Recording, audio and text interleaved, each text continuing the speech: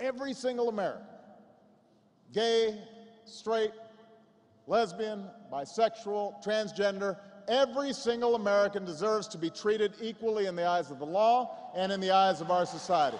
It's a pretty simple proposition. Now, I don't have to tell you that we have a ways to go in that struggle. I don't have to tell you how many are still denied their basic rights, Americans who are still made to feel like second-class citizens, who have to live a lie to keep their jobs, or who are afraid to walk the street or down the hall at school. Many of you have devoted your lives to the cause of equality. So you know what we have to do. We've got more work ahead of us. But we can also be proud of the progress we've made these past 2.5 years.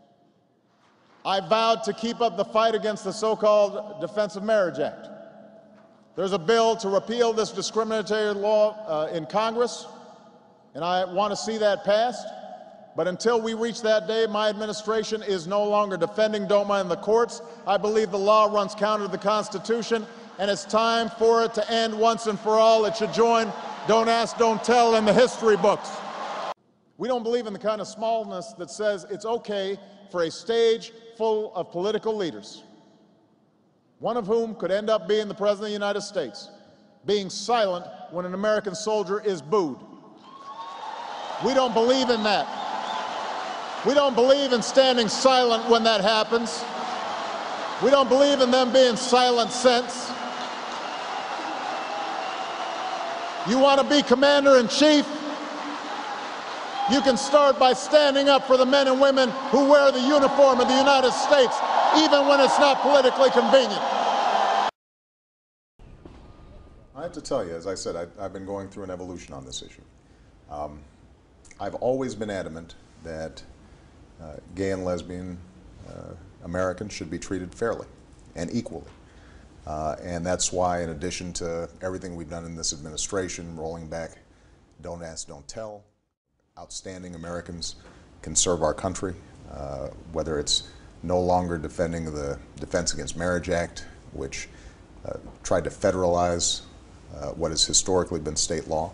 I've stood on the side of broader equality for the LGBT community, because I thought civil unions would be sufficient, that was something that would give people hospital visitation rights and other elements that we take for granted.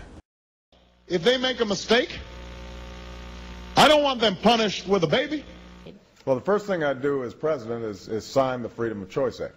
That's the first thing that I'd do.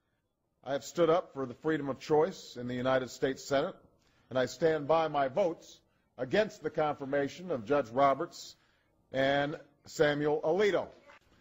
With one more vacancy on the court, we could be looking at a majority hostile to a woman's fundamental right to choose for the first time since Roe versus Wade, and that is what is at stake in this election. There will always be people, many of goodwill, who do not share my view on the issue of choice. On this fundamental issue, I will not yield, and Planned Parenthood will not yield. I am pro-choice. I believe that women make responsible choices, and they know better than anybody the tragedy of a difficult pregnancy, and I don't think that it's the government's role to meddle in that choice.